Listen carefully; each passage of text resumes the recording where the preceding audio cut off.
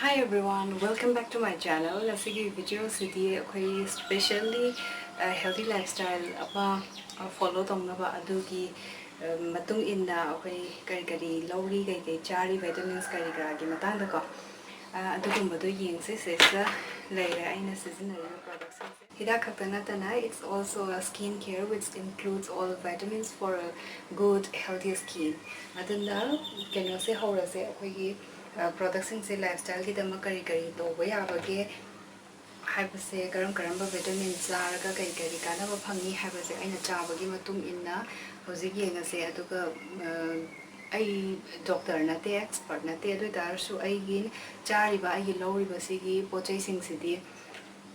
hida lang thak sing sidi sigi matang se riba knowledge se ena mayam da su share tong ning bani aduga kanaba sing se phang bani na ena mayam da su lo ning ba da kai gumba ma si chage vitamin chage adagi calcium chage sigumba hairaga su expert ama tana bio doctor tana bio mo gi matung inna chana ba ko ado hana horase first multivitamins da start torase multivitamins se akoina ayuki numitang ge akoina chariba balance diet se dagi chart oina ga same dana adagi nomada chicken adu chaba adagi nga chaba haira sumaina chaba hawai chaba haina same dana chaba se ngamdamina ko ado vitamins ina keno panga doine akoina darkar oiriba hakchang se sa darkar oiriba kai da vitamin amas na piga doine aduna multivitamins se loina machan se suna yaur abne ba ko aduna noma se sta amam chaga da ba do akhoi gi di meitai gi di anamana chamthong gumba adagi kang ho morong ba adugumba duna maruina chabani na sanga yamna adumaina chaba su oidamina ko yam wat leba balance diet se duna numti gi se sugumba se healthy lifestyle gi khaktang su natte aduga skin da su phajani sam da su phajani akoi gi darkar riba haksang da ana ek la ka to bo khangde adagi energy su yamna hapne sigi vitamin se numti gi sumaina chaba sinda isa se wa ba tantha ba dugumba tu su phawanda bane aduduna sigi supplements yamna darkar oi haina khale aina chariba loriba sina daily formula the everyday multivitamin 100 tablet ni se yauri se adu sigi price se Amazon dagi legimni ko sigi price di ai description box to the hapchar age si chaba matam se kan chaga dagi ayuki chakra to ba matung du dai chaga domni ko supplement charaga puk hangna chaba di chana de ko aduna chagi sin charaba matung du dai supplement se logo to bani smai to dana multivitamin se chakra to matung dai za ama chabiro no magi amam na adum yarni sina ko ina kaino se mapan thong dagi khaktang skin se mapan dagi koina cream dai dana scrub exfoliate to dana siguma mayam ama di yam kana honare aduga hakchang manung dagi di ko manung da sokchan ba dagi manung dagi awat pa men khalak traga di adugumbagi skin da phasaba glow adagi samgi khangde mai gi khangde mit gi khangde adagi even khojin gi khangde siguma mayam se amta la oidoine aduduna manung dagi hena phagatna ba ngakane sigi kaino singse supplements singse aduduna next study akoina omega 3 se sigi fish oil se aina seasonai se wow gane ba ko chang ki ba number khakanga ta na masang se su yamna healthy way na leiba se su yamna maru ne ho se ki matam study sigi omega 3 se fish oil sigi kaino se aina chari se aina chai si hana Alaska haina amachara me duga adu matungi wow ki kano sina sina kara phaba hena male haina si wow ki omega 3 se dai ne do ai de anamana swana box yaura ga di box se hapaga thamme ga gino di sunlight ko bachang ko khol da product manung da yauri ba na hidak se kano kanaba se mahan di dana ba haita re sunlight sina ma damage to wi dana ko adu dana si de se le manungi poche masina sisu masagi kano da su dum thai se heart health da su yamna phagalan ba aduga joints kumba da su yam phagat ba healthy oi ba da yamna support to was maina thai do omega 3 EPA DHA and other omega 3s ne se yaur se sigi capsule se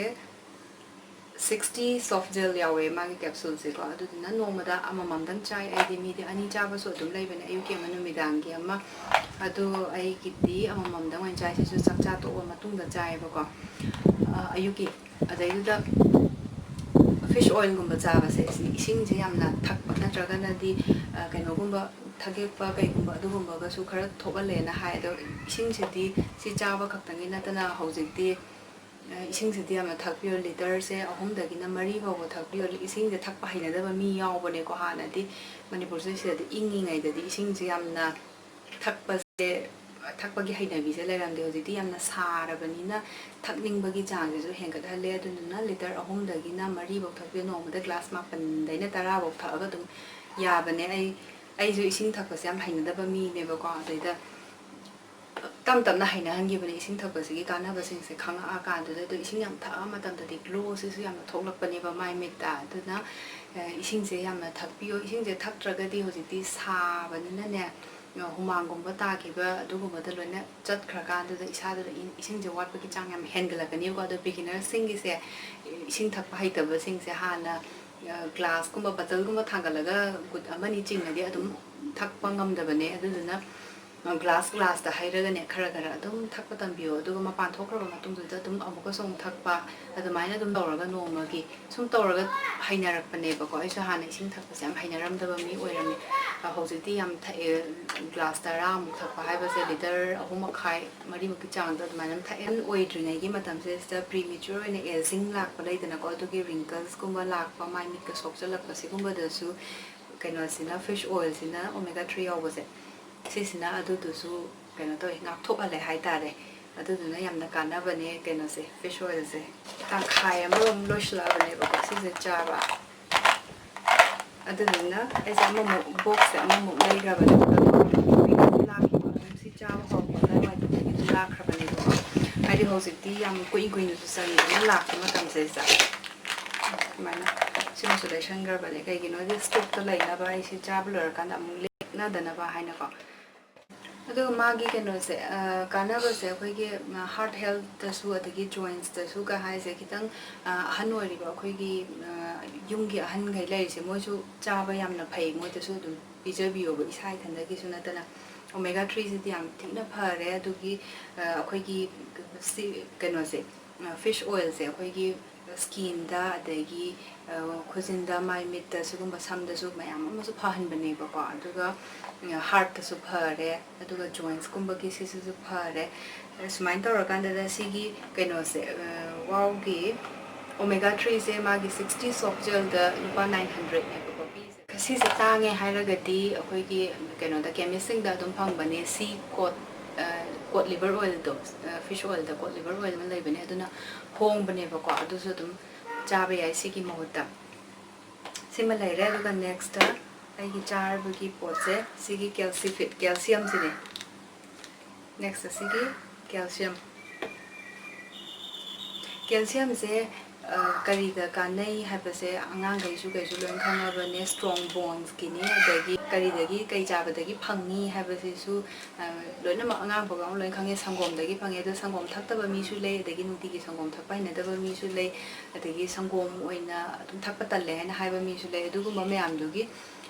keno sina mahut sin ba yai CALCIFIT ne ba ina chai sina TSN gi CALCIFIT sigi se calcium for strong and healthy bones ni si se aduga vitamin D3 yaure vitamin D3 yaw da calcium su lai bane da D3 yaur ga di akoina absorb to ba se hydration do dumaina oye ba ko vitamin kano se calcium se loksan ba ngam ba gi chang se aduduna D3 yaw ba se dum lai bi lai ba matam se sta adu se gi kano se 90 capsule ni yaur se CALCIFIT se 90 capsule se sta price na 600 nupi singi dia mo hena calcium se chamba se amna maru oye mo hena nupa da gi nupi singe na oye 30 plus ko era ga di supplement se tha ni hum smaina gap se tha ma gumba mu ka laga tha hum ko smaina calcium chabi ba adumaina gumba khara toina yam toina supplement se lobio calcium gi akhoi gi di keno se bones kai ka ga se yamna sondharak pa se gumba gi chang se yamna wanghale nupa ga nupi ga de gi nupi sina ko adumaina tawe sumaina tawraga calcium sima sungthroi soidana isagi diet ta sima hapio ba vitamin C se watlaga di skin da adagi sam da yamna dry oiba yamna keno oihan ba haitare ꯈꯥꯛꯍꯟꯕꯗꯣ ꯌꯥꯝꯅ ꯇꯦꯛꯁꯆꯔꯒꯨꯝꯕ ꯂꯥꯛꯄ ꯁꯝꯗꯅ ꯃꯇꯣꯟ ꯄꯣꯈꯥꯏꯕꯒꯨꯝꯕ ꯑꯗꯒꯤ ꯌꯥꯝꯅ ꯀꯪꯍꯟꯕꯒꯨꯝꯕ ꯑꯗꯨꯒꯨꯝꯕꯁꯦ ꯌꯥꯝꯅ ꯊꯣꯛꯄꯅꯦꯕ ꯑꯗꯒꯤ ꯁꯝ ꯀꯦꯜꯍꯟꯒꯅꯤꯗꯣ vitamin C ꯋꯥꯠꯂꯒꯗꯤ ꯑꯗꯨꯒ ꯆꯤꯟꯕꯥꯟꯁꯤꯁꯨ ꯌꯥꯝꯅ ꯀꯪꯒꯟꯕ ꯌꯥꯝꯅ ꯗ꯭ꯔꯥꯏ ꯑꯣꯏꯕ ꯑꯗꯨꯒꯨꯝꯕꯗꯨꯁꯨ ꯌꯥꯝꯅ ꯊꯣꯛꯀꯟꯕꯅꯦ ꯑꯗꯣ ꯑꯩꯈꯣꯏꯒꯤ ꯕ꯭ꯂꯗ ꯄ꯭ꯔꯦꯁꯔꯁꯦ ꯋꯥꯡꯕꯁꯤꯡꯁꯦ ꯃꯣꯏꯁꯤꯁꯨ ꯚꯤꯇꯥꯃꯤꯟ ꯁꯤꯁꯦ ꯆꯥꯕ ꯃꯇꯝꯁꯤꯗ ꯕ꯭ꯂꯗ ꯄ꯭ꯔꯦꯁꯔꯁꯦ ꯍꯟꯊꯍꯜꯂꯒ ꯔꯦꯒꯨꯂꯦꯠ ꯑꯗꯨꯃꯥꯏꯅ ꯀꯩꯅꯣ ꯇꯧꯍꯜꯂꯦ ꯅꯦꯝꯊꯍꯟꯕꯗ ꯃꯇꯦꯡ ꯑꯣꯏꯍꯜꯂꯦꯕꯀꯣ ꯑꯗꯨꯒ ꯑꯩꯈꯣꯏꯅ ꯃꯤꯁꯦ ꯃꯥꯏꯗ ꯄꯣꯡꯈꯠꯄ ꯈꯣꯡꯈꯨꯠ ꯄꯣꯡꯈꯠꯄ ꯑꯩꯈꯣꯏꯒꯤ ꯏꯁꯤꯡ ꯇꯨꯡꯕꯒꯤ ꯑꯗꯨꯃꯥꯏꯅ ꯄꯣꯡꯈꯠꯂꯦ ꯀꯥꯏꯅꯒ ꯈꯨꯠ ꯁꯥ ꯄꯣꯡꯈꯠꯄ ꯑꯗꯨꯒꯨꯝꯕ ꯀꯩꯀꯥꯁꯤꯗꯁꯨ ꯚꯤꯇꯥꯃꯤन ꯁꯤꯁꯦ ꯇꯣꯏꯅ ꯐꯖꯅ ꯆꯥꯔꯛꯑꯒꯗꯤ ꯑꯩꯈꯣꯏ ꯀꯩꯅꯣ ꯇꯧꯍꯜꯂꯦ ꯑꯩꯈꯣꯏꯒꯤ ꯍꯛꯆꯥꯡꯗꯒꯤ ꯑꯦꯛꯁꯦꯁ ꯋꯥꯇꯔ ꯂꯩꯕꯁꯤꯡꯁꯦ ꯐ꯭ꯂꯁ ꯑꯥꯎꯠ ꯇꯧꯍꯟꯈꯤꯗꯣꯏꯅꯦ ꯑꯗꯨꯒ ꯐ꯭ꯔꯤꯀ꯭ꯋꯦꯟꯠ ꯑꯣꯏꯅ ꯃꯄꯥꯟ ꯊꯣꯛꯄ ꯈꯣꯠꯄ ꯑꯗꯨꯃꯥꯏꯅ ꯆꯪꯉꯒ ꯑꯗꯨꯅ ꯃꯣꯏꯒꯤ ꯋꯥꯇꯔ ꯔꯤꯇꯦꯟꯁꯟ ꯊꯣꯛꯄꯁꯤꯡꯗꯣ ꯁꯤꯁꯤꯅ ꯐꯍꯟꯒꯗꯣꯏꯅꯦ ꯑꯗꯨ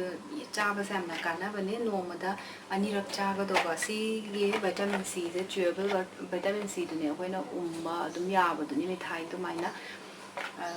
120 ꯇꯦꯕ꯭ꯂꯦꯠꯅꯤ ꯁꯤꯁꯦ ꯌꯥꯎꯔꯤꯁꯦ ꯑꯗꯣ ꯇꯦꯕ꯭ꯂꯦꯠꯁꯦ ꯑꯩꯁꯦ ꯁꯨꯃꯥꯏꯅ ꯕꯣꯛꯁ ꯑꯣꯏꯅ ꯑꯗꯨꯝ ꯂꯩꯕꯅꯦꯕꯀꯣ ꯑꯗꯣ ꯀꯩꯅꯣ ꯑꯃꯗ 65 ꯄꯤꯕ ꯁꯤꯒꯨꯝꯕ ꯑꯃꯗ 65 ꯄꯤꯌꯦꯕꯀꯣ ꯐꯅꯌꯥꯝ ꯆꯥꯔꯕꯅꯤ ꯑꯉꯥꯡꯁꯨ ꯌꯥꯎꯔꯕꯅꯤ ꯆꯥꯕꯗ ꯁꯨꯃꯥꯏꯅ ꯅꯣꯡꯃꯗ ꯑꯅꯤ ꯆꯥꯕꯤꯕ 500 mg ꯑꯣꯏꯔꯝꯒꯅꯤ ꯁꯤꯁꯦ ꯑꯗꯨꯅ 1000 ꯆꯥꯒꯗꯧꯕꯅꯦꯕꯀꯣ ꯅꯣꯡꯃꯗ ꯑꯗꯨꯅ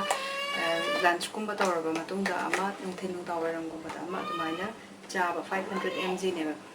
ꯑꯗꯨ ꯃꯁꯤꯃ ꯂꯩꯔꯦ ꯚꯤꯇꯥꯃꯤꯟ ꯁꯤꯁꯦ ꯆꯥꯕꯁꯤꯃ ꯑꯗꯣ ꯉꯁꯤꯒꯤ ꯁꯤꯁꯦ ꯂꯣꯏꯁꯤꯜꯂꯒꯦ ꯁꯤꯒꯨꯝꯕ ꯃꯌꯥꯝꯁꯦ ꯆꯥꯕ ꯃꯇꯝꯁꯤꯗ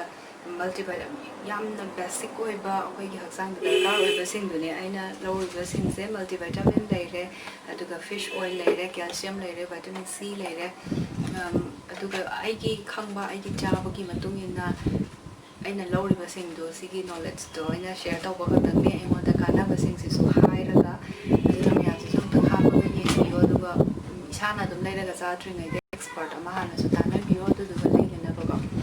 ꯑꯗꯨꯒ ꯈꯦꯠꯅꯕꯁꯤꯡꯗꯣ ꯍꯛꯆꯥꯡꯗ ꯅꯨꯡꯉꯥꯏꯕ ꯈꯦꯠꯅꯔꯛꯄ ꯃꯌꯥꯝꯗꯨꯒꯤ ꯁ꯭ꯀꯤꯟꯗ ꯐꯖꯕ ꯍꯦꯟꯒꯠꯂꯛꯄ ꯇꯦꯛꯁꯆꯔ ꯑꯩꯈꯣꯏꯒꯤ ꯍꯥꯟꯅꯒꯤ ꯂꯩꯔꯝꯕ ꯇꯦꯛꯁꯆꯔꯗꯣ ꯌꯥꯝꯅ ꯏꯝꯄ꯭ꯔꯨꯞ ꯑꯣꯏꯔꯛꯄ ꯑꯗꯒꯤ ꯁꯝꯗ ꯈꯨꯖꯤꯟꯗ ꯃꯤꯠꯇ ꯁꯤꯒꯨꯝꯕ ꯐꯔꯛꯄ ꯃꯌꯥꯝꯗꯨꯒꯤ ꯈꯦꯠꯅꯕ ꯃꯌꯥꯝꯗꯨꯒꯤ ꯅꯨꯡꯉꯥꯏꯕꯗꯨꯁꯨ ꯑꯗꯨꯝ ꯂꯧꯕꯤꯌꯣ ꯉꯁꯤꯒꯤꯗꯤ ꯁꯤꯁꯦ ꯂꯣꯏꯁꯤꯜꯂꯒꯦ ꯅꯦꯛꯁ ꯚꯤꯗꯤꯑꯣꯁꯤꯡꯁꯤꯗ ꯊꯦꯡꯅꯔꯁꯤꯀꯣ ꯕꯥꯏ ꯕꯥꯏ